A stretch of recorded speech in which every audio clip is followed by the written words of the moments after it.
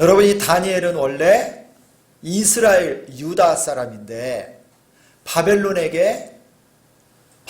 느부갓네살 왕에게 이 유다가 망하고 예루살렘 성은 다 불타버리고 성전도, 하나님의 집, 이 성전도 다 허물어지고 성전에서 하나님께 제사할 때 쓰던 여러 그릇들, 도구들도 다 뺏겨가고 탈취를 당하고, 그때 왕족, 귀족, 제사장 이런 많은 사람들이 포로로 잡혀갔는데, 그때 이 바벨론까지 끌려온 소년이었어요.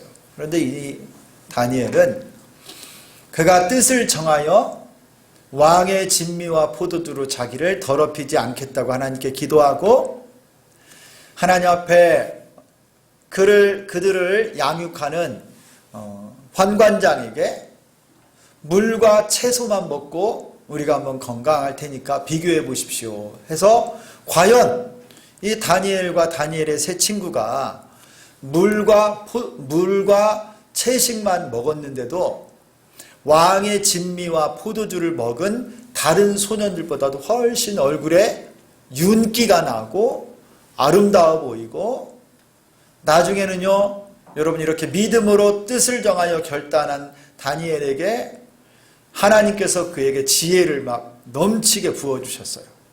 모든 학문과 서적을 또 깨닫고 지혜가 넘치는 자로, 특별히 이 다니엘에게는요, 꿈과 환상도 해석하는 이런 하나님의 능력을 그에게 다 부어주셨어요.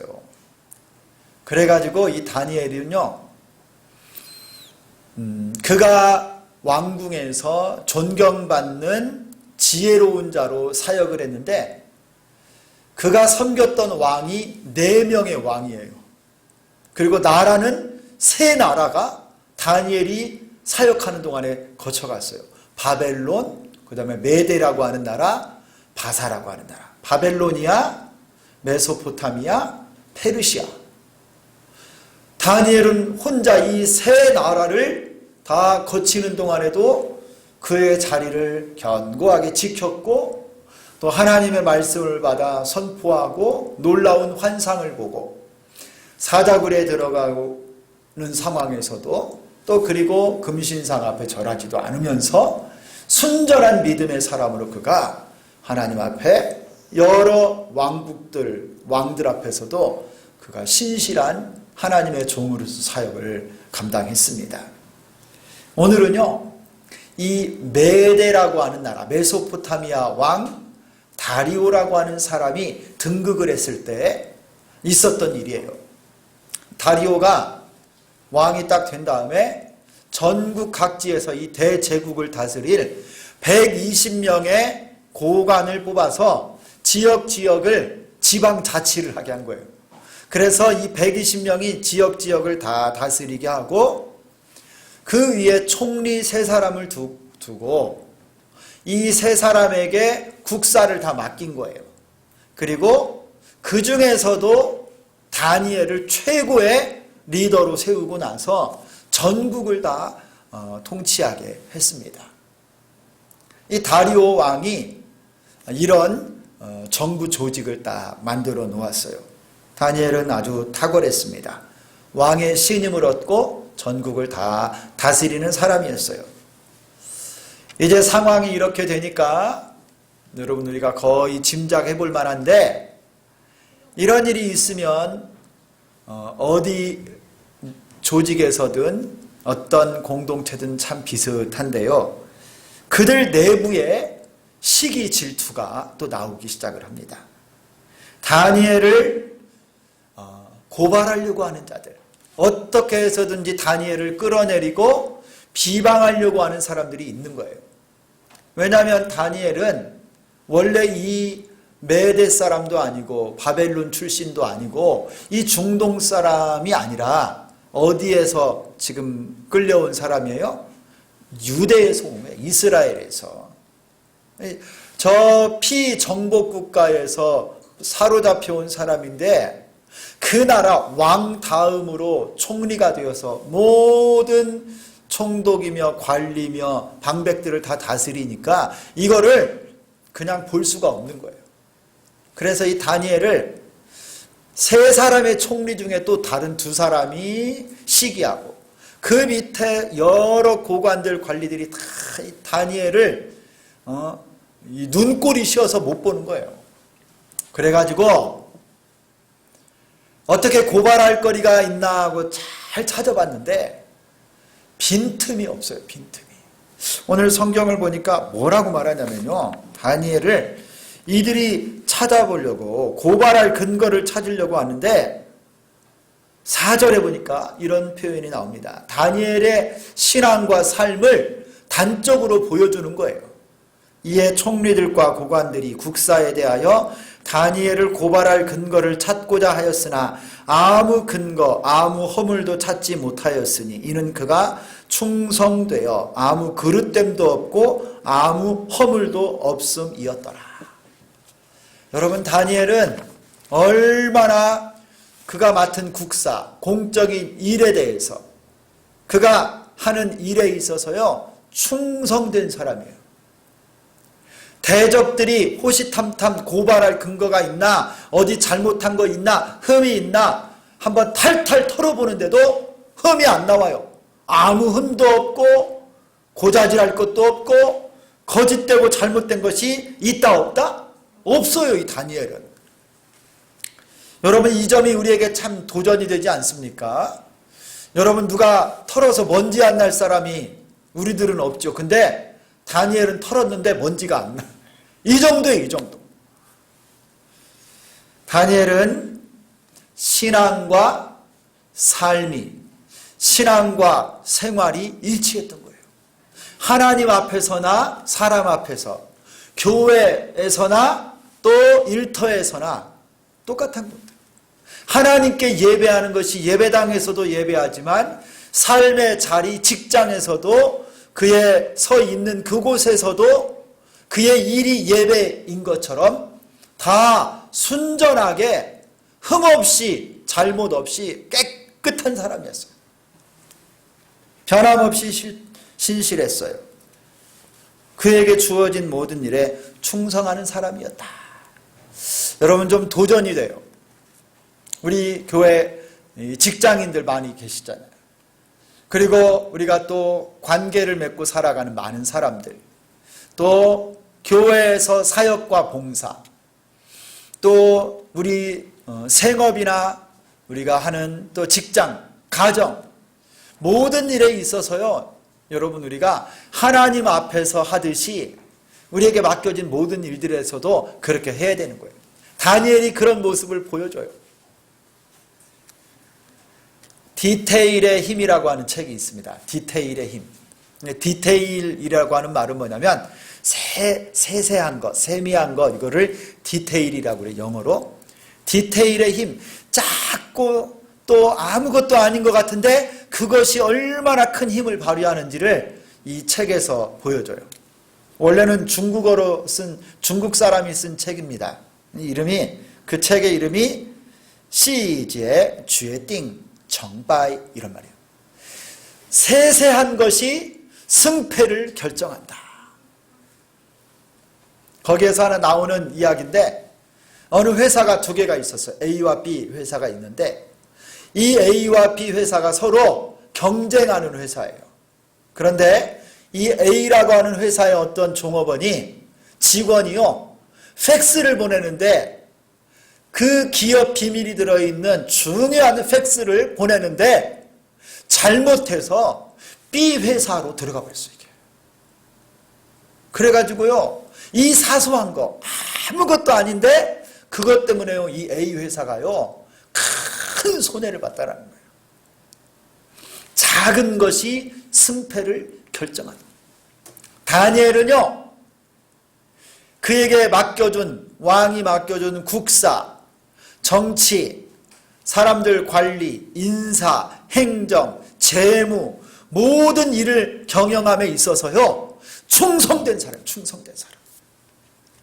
여러분, 여기에 쓰인 단어가 있지요. 아무 그릇됨도 없고 아무 허물도 없음이었더라. 원래 이 단어들은 어디에서 쓰느냐면, 여러분, 제사장이 하나님께 제물을 드릴 때 흠도 없고 점도 없는 제물을 드릴 때 다 쓰는 단어예요. 하나님께 제사 드릴 때 그 제물이 막 여러분 찢기고 흠이 많고 또 점도 많고 이런 거를 하나님께 드리면 안 되잖아요. 제일 거룩하고 순전하고 깨끗한 천열매 제일 아름답고 귀한 곳으로 예배를 드리듯이 다니엘은 그가 일 처리하는 공적 영역에서 모든 일에 아무 잘못이나 허물 없이 충성된 사람이었다. 여러분, 우리 신자들이, 우리 성도들이 하나님 앞에서, 사람 앞에서 동일하게 신실한 믿음의 백성들이 되기를 소망합니다. 여러분들이 일 처리하는 것 하나도요, 이게 예배예요. 사람들과 만나서 교제하고 말하는 것, 일들을 처리해 나가는 것, 이게 전부 다 하나님 앞에서 하는 예배다, 이 마음으로 사시기를 바라요. 또 여러분에게 주어진 일이 크든지 적든지 작은 일에 충성할 때 하나님이 우리에게 또 큰 일을 맡겨주시는 줄 믿습니다. 그냥 대충 또 우리 설렁탕을 좋아해서 그러나 설렁설렁 이렇게 하면 안 돼요. 은혜로 해. 그냥 은혜로. 여러분이 은혜로 해 이 말이요, 그 꼭 어떨 때는요 좋은 말이 아닌 것 같아. 그거 꼼꼼하게 하고 또 차질 없이 맡겨준 대로 책임감 있게 잘해야 된다 이렇게 하지 않고 그냥 이렇게 은혜로 해. 은혜로. 여러분, 이 말은요 좋은 의미의 은혜가 아닌 거예요. 여러분, 우리 주비전교회 성도님들, 가정에서 직장에서 우리의 모든 삶과 범사에 모든 일들을 해나감에 있어서 우리 다니엘을 통해 교훈을 좀 배웠으면 좋겠어요. 작은 것이 큰 것을 결정합니다. 우리도 흠없이 모든 일에 범사에 충성하는 우리가 되기를 소망합니다. 그래서요, 어느 정도 수준이었어요? 다니엘을 고발하려고 하는 사람들이 아무리 찾아봐도 일 처리에서는 흠이나 잘못된 게 없어요. 그래가지고 이 사람들이 이제 어떤 부분으로 이제 어떤 차원으로 접근을 하냐면 다니엘의 신앙을 보는 거죠. 다니엘의 종교, 믿음 생활에서 흠을 찾으려고 하는 거예요. 딱 보니까 다니엘의 하나님의 계명에서 고발할 근거를 찾지 않으면 찾을 방법이 없었던 거예요. 가만히 보니까 다니엘이 하나님의 말씀에 따라 철저하게 기도하는 거예요. 기도. 그가 하나님 앞에 기도하는 것을 이 대적자들이 보고 이거를 딱 잡고 빌미를 삼은 거예요. 그리고 다리오 왕 앞에 나갔습니다. 왕이시여, 우리가 하나 법을 만듭시다. 모든 총리와 밑에 총독들, 관리들, 법률가들 전부 다가 동의하는데 왕을 존경하고 왕의 명령을 모든 백성들이 잘 순종하는지 안 하는지 보기 위해서 30일 동안만 왕 외에 어떤 신이나 다른 사람에게 기도하지 못하도록 우리 한번 30일만 딱 이 법을 지키도록 한번 법률로 만들어 봅시다. 다리오 왕이 어떻게 생각해 보니까 기분이 좋은 거예요. 왕권을 더 강화하고 왕 외에 누구에게도 찾지 못하게 이 법을 한번 딱 공포하면 과연 백성들이 지킬 것인가? 이 메대 나라의 법률의 근엄함을 한번 보여야 되겠다. 왕을 존경하면 왕권을 한번 수립해야 되겠다. 이 마음으로 이거 좋은 거라고. 그래서 어인을 딱 조서에다가 왕의 인장을 딱 찍어서 금령을 만드는 거예요. 왕 외에 30일 동안만 왕 외에 누구에게든지 기도하면 어떻게 하겠다? 사자굴에다가 그 사람을 잡아 넣어버리겠다라는 거예요. 이게 무슨 법이에요? 쉽게 말하면 기도금지법, 기도금지법. 오늘 설교 제목이에요. 기도금지법을 이 메대에서 다니엘의 대적자들이 다니엘을 함정에 빠뜨리기 위해서 만들어낸 기도금지법이 있어요. 인류의 역사에 이런 법이 또 있었을까 생각될 정도로 아주 터무니없는 법이지요. 어떻게 이런 법이 생겼을까? 그런데 여러분, 다니엘이 이 기도 금지법, 만약에 어기면 사자굴에 던져서 죽이겠다고 하는 이 기도 금지법을 다니엘이 어떻게 반응합니까? 우리 10절을 같이 한번 읽겠습니다. 10절. 10절에서 우리가 교훈 삼아야 될 게 참 많아요. 우리 큰 소리로 10절을 한번 같이 읽습니다. 시작. 다니엘이 이 조서에 왕의 도장이 찍힌 것을 알고도 자기 집에 돌아가서는 윗방에 올라가 예루살렘으로 향한 창문을 열고 전에 하던 대로 하루 3번씩 무릎을 꿇고 기도하며 그의 하나님께 감사하였더라. 여러분, 다니엘의 이 반응이 뭐냐면요, 아무것도 주저하지 않아요. 다니엘이 9절에 여러분이 조서의 왕의 어인, 왕의 도장이 찍힌 거 딱 보고 있죠. 9절에 이에 다리오 왕이 조서에 왕의 도장을 찍어 금령을 내니라. 그런데 10절에 바로 이어서 다니엘은요 기도합니다. 다리오의 이 기도금지법, 대적자들이 함정처럼 파놓은 그 기도금지법 앞에 다니엘은 한치도 흔들림이 없어요. 여러분이 다니엘의 기도하는 삶이 우리에게 큰 도전을 주고 있습니다. 이 기도금지법을 다니엘은 어떻게 극복할까요? 다니엘은요, 이 다리오 왕 원수들의 기도금지법을 그가 기도로 해결을 하는데요, 그 기도를 통해서 우리는 다니엘의 믿음을 볼 수가 있어요. 어떻게 이것을 극복하는가? 다니엘은요, 결단의 기도를 합니다. 결단의 기도. 그것이 이 10절 처음에 나오는 것처럼 다니엘이 이 조서에 왕의 도장이 찍힌 것을 알고도 하는 기도였어요. 여러분, 다니엘이 최고 높은 총리인데 이거 모를까요? 다 알지요, 이거.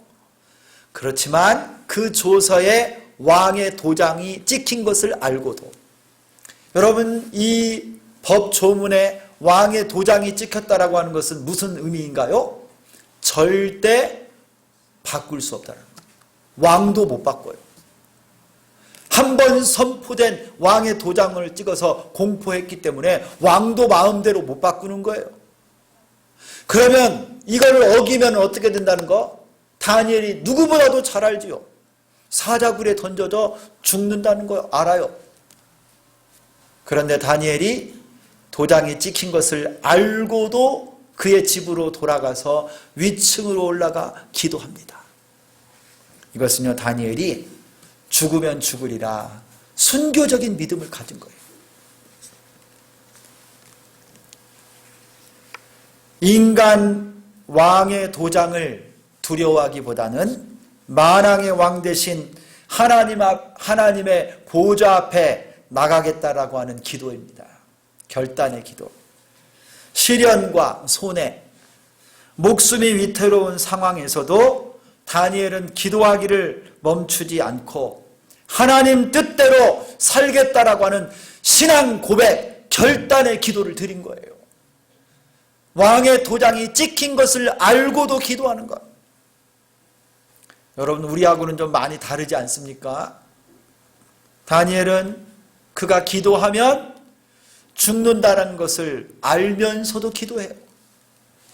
그런데 우리들은 조금만 어려운 일이 생기면 기도하기보다 걱정을 먼저 해요. 하나님께 기도하기보다 염려를 먼저 하고 사람을 찾아요.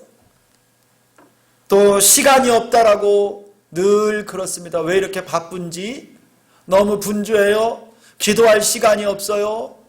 어려운 일은 생기고 삶 속에 도전들은 찾아오는데 내가 기도할 시간이 없어요. 너무 바빠요. 너무 바빠. 이야기를 들어보면 그 말이 맞는 것 같아. 그 이유가 타당한 것 같아요. 그럴 정도로 기도하지 못해요. 급한 일이 생겨서 기도 못합니다.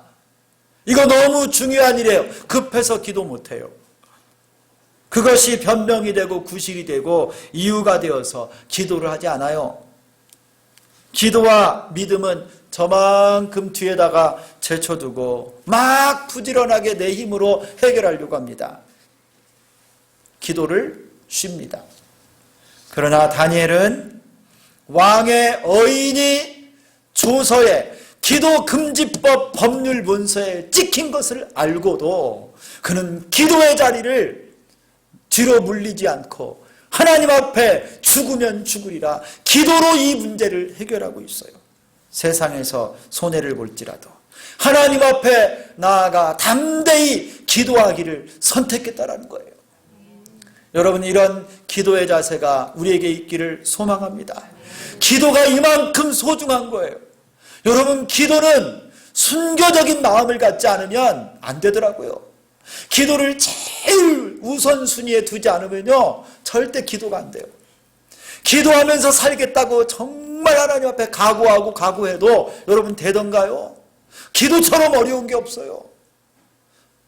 기도처럼 어려운 게 없어요. 기도하려면 아까 안 했던 거 뭐가 생각나요. 기도 한번 하려고 그러면 갑자기 누구에게 전화해야 될 거 안 했던 일들이 막 생각나고요. 기도하려고 딱 앉으면 아이고 성경 봐야 되는데 또 이런 생각까지 오기도 하고요. 기도하려고 딱 그러면 아이고 그때 숙제를 안 했네. 기도는 자꾸 뒤로 가요. 그런데 다니엘은요 왕의 도장이 금서에 기도 금지법에 찍힌 것을 알면서도 기도에 최우선순위를 둔 거예요. 여러분, 우리 이런 결단을 우리들도 할 수 있기를 소망합니다. 기도해야 돼요. 기도. 두 번째, 다니엘은 이 기도 금지법을 어떻게 극복했느냐? 그는요 전에 하던 대로 기도했어요. 여러분 10절을 보세요. 다니엘이 이 조서에 왕의 도장이 찍힌 것을 알고도 자기 집에 돌아가서는 윗방에 올라가 예루살렘으로 향한 창문을 열고 전에 하던 대로 기도했더라. 여러분, 저는 다니엘이 정말 죽으면 죽으리라 이 순교적인 믿음을 갖고 기도한 것도 참 소중한데 제가 생각할 때는요 이것보다 더 훌륭한 게 뭐냐, 그는 평상시에 늘 기도하는 사람이었어요. 그냥 급한 일 생길 때만 한번 짠 하고 기도한 게 아니라 전에 하던 대로 늘 평소에 그의 삶의 습관, 그의 인격처럼 늘 기도로 호흡했어요. 늘 하던 대로 집에 가서 어제나 오늘이나 변함이 없어요. 기도 금지법이 있거나 없거나 차이가 없는 거예요. 똑같이 전에 하던 그 모습 그대로 위층으로 올라가 예루살렘을 향하여 창문을 열고 하나님의 백성답게 주의 성전이 있는 그곳을 향하여 무릎을 꿇고 하루에 3번씩 전에 하던 모습 그대로 어제처럼 그저께처럼 똑같이 그 기도의 자리를 지켰다라는 거예요. 여러분, 이게 아름다운 거예요. 이 기도로 이 기도 금지법, 말도 안 되는 핍박을 그가 이겨내는 거예요. 다니엘에게 기도는 그의 일과였습니다. 일과. 여러분 출근하시죠? 출근? 학교 가시지요? 매일매일 밥도 하고 식사도 하고 세수도 하시죠? 이것처럼 다니엘은 매일매일 기도했어요. 매일매일. 하나님을 만나는 시간을 절대 뒤로 밀리지 않고 그의 하루의 일 중에 기도가 3번씩 딱 들어있는 거예요.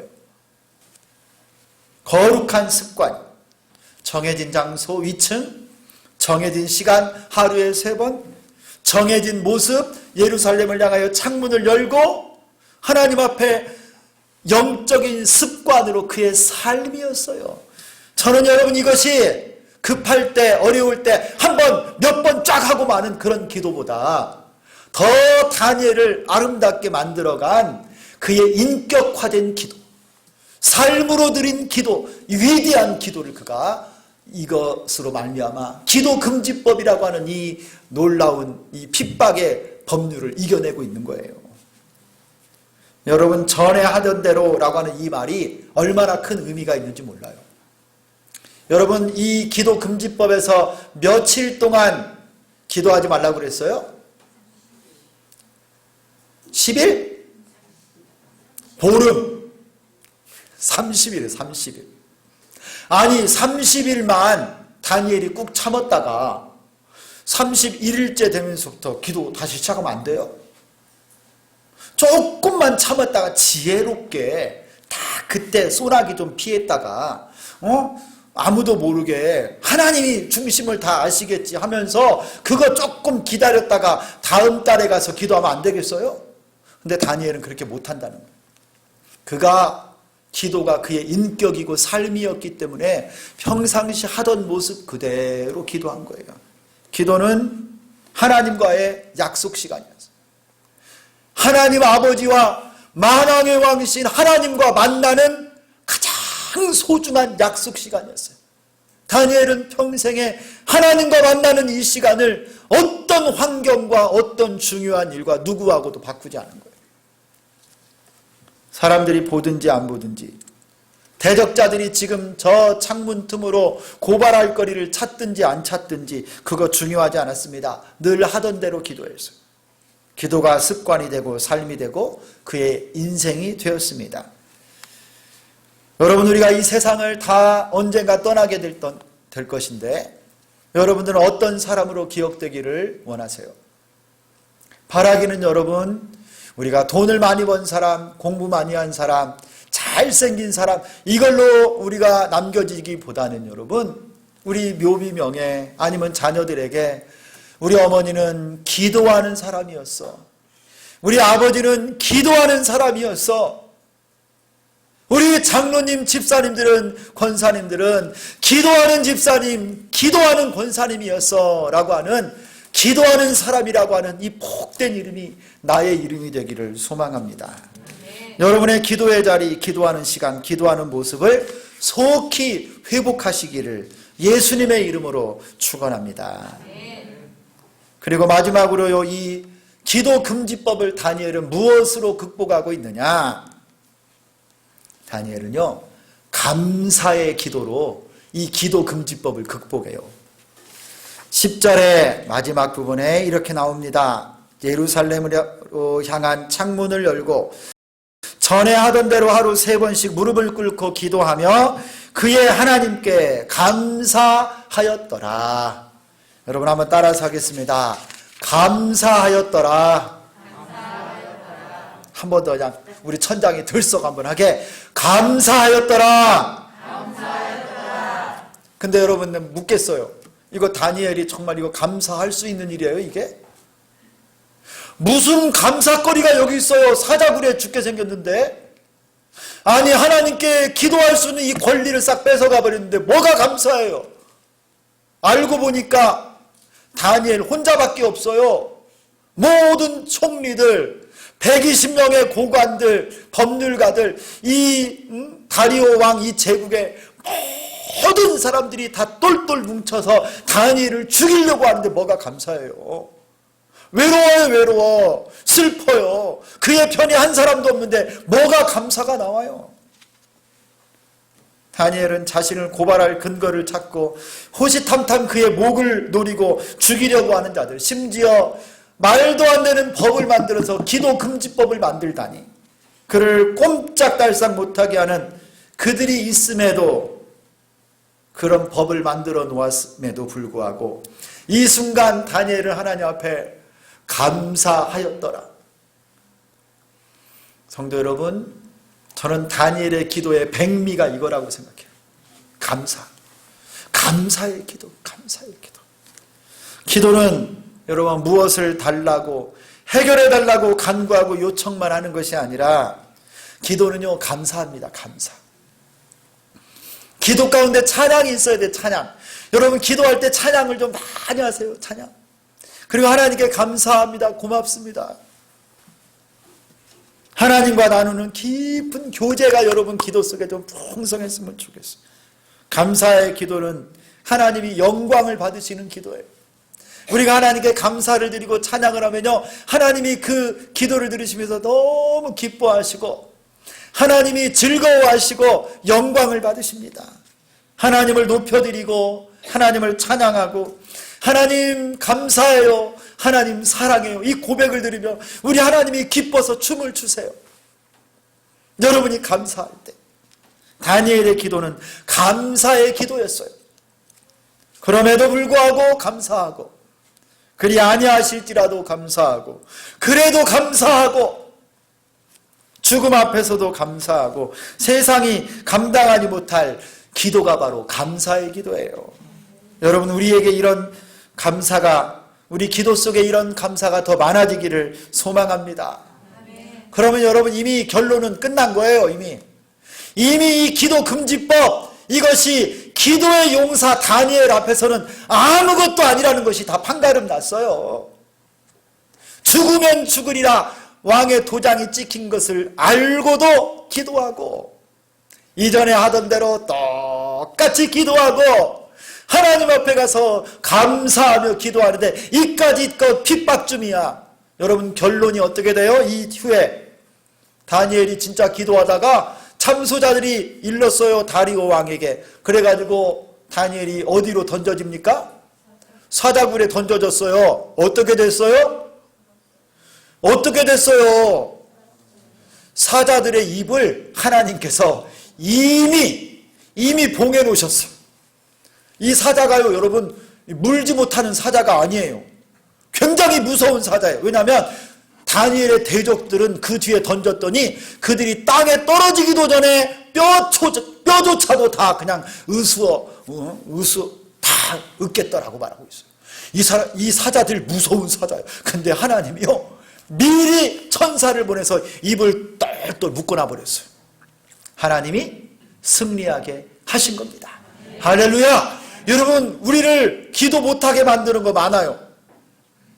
기도 못하게 만드는 바쁜 거, 기도 못하게 만드는 여러 가지 상황과 형편들, 나의 게으름, 연약함, 기도 금지법이 우리 주변에 너무 많은데 여러분, 그거에 지겠습니까?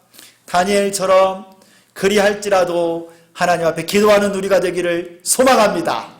이전에 하던 대로 열심히 다시 한번 여러분의 기도의 자리, 기도하는 시간, 기도의 장소, 기도의 모습으로 회복되어 기도하시고 감사하며 기도할 때 하나님의 놀라운 역사가 우리 가운데 일어날 줄 믿습니다. 승리의 역사가 있을 줄 믿습니다.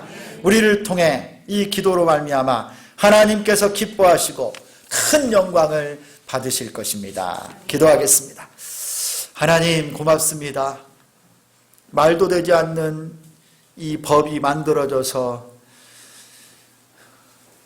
일처리에서는 고발할 근거를 찾지 못했던 저 다니엘의 대적들이 기도 금지법을 만들어서 다니엘을 흔들어 놓고 그를 핍박하는 가운데도 다니엘은 그 조서에 왕의 도장이 찍힌 것을 분명히 알면서도 하나님 앞에 나아가 기도하고 그가 전에 하던 대로 한치도 흔들림 없이 여전히 예루살렘을 향하여 문을 열고 하루에 3번씩 위층 다락방에 올라가 하나님과의 약속 시간을 지키며 기도하였습니다. 무엇보다도 그가 답답하고 억울하고 눈물이 나고 외로운 가운데도 감사하였더라. 감사하며 모든 핍박과 고난을 이겨내고 있습니다. 하나님, 우리에게도 이 다니엘과 같은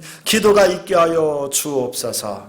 하나님 아버지, 주님이 이미 사자의 입을 봉하시고 승리를 작정하신 줄 믿습니다. 우리의 믿음을 달아보시는 시련과 고난과 형편 가운데 다니엘처럼 기도함으로 하나님께 영광을 돌리는 우리 모두가 되게 하여 주옵소서. 예수 그리스도의 이름으로 기도드리옵나이다. 아멘.